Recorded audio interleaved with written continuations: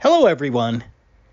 In my video yesterday, I showed how some engineering students from USC proved the Earth is flat with an alleged rocket altitude at a record 470,000 feet. This time, I've inserted a yellow line to help you with your own determination of whether it's flat at 470,000 feet.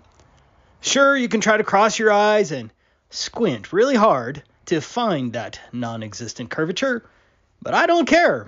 I'm not here to help the willfully blind see.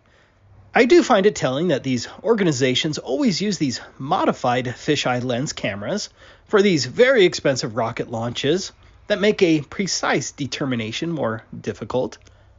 Furthermore, USC obviously had a camera facing their horizon, as shown right here. But that's all they have shared with us, even though it's been 3 weeks since their original video. Why? You'd think USC would want to showcase their work as much as possible to get more funding, but I think we know the answer.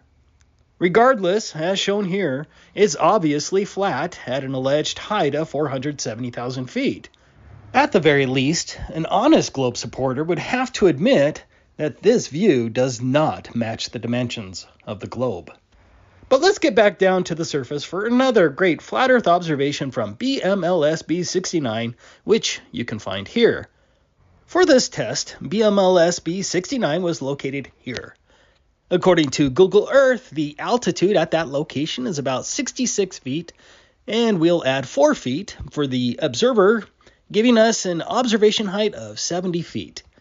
The targets for the observation were the Anacapa Arch and the Anacapa Lighthouse, which were both at a distance of about 33 miles. And yes, the 33 is just a mere coincidence. According to the globe model numbers, the distance to the globe geometric horizon would have to be closer than 10.2 miles, and the globe curvature should block 345 feet. Here are the same numbers in metric. Let's see if the globe matches reality. As you can see with your own eyes, you can see the entire lighthouse. The lighthouse has a focal height of only 277 feet. In other words, the top of the lighthouse should be nearly 68 feet below the horizon. But even worse for the globe, the Anacapa Arch here is only around 40 feet high, but you can see the entire arch. If we adjust the contrast and coloring, it looks like we can even see water behind the arch, which means a globe defender cannot even claim an inch as being blocked by the globe curvature. Another black swan. It's not as big as the last observation I shared of BMLS B69, which I labeled as the #1 flat Earth observation, where BMLS B69 was only 1.5 feet off of the water at a distance of 31.8 miles. That had a minimum globe radius of 1.58 million miles, which was confirmed by AutoCAD.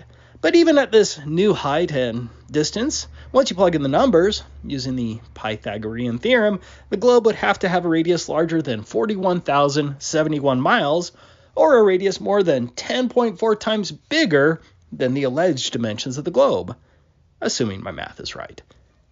Notwithstanding, whether at 470,000 feet or at 70 feet, the globe fails. Of course, globe proponents will simply call it a mirage with disappearing bulges of curvature. And what you're seeing here is a mirage. That reminded me of something of a claim I once heard from Bugs Bunny when I was a child. The car! Boy, what a break! What a spot to pick for a mirage. I find it hilarious that globe proponents are as ridiculous as Bugs Bunny was. Have a good day. And what you're seeing here is a Mirage.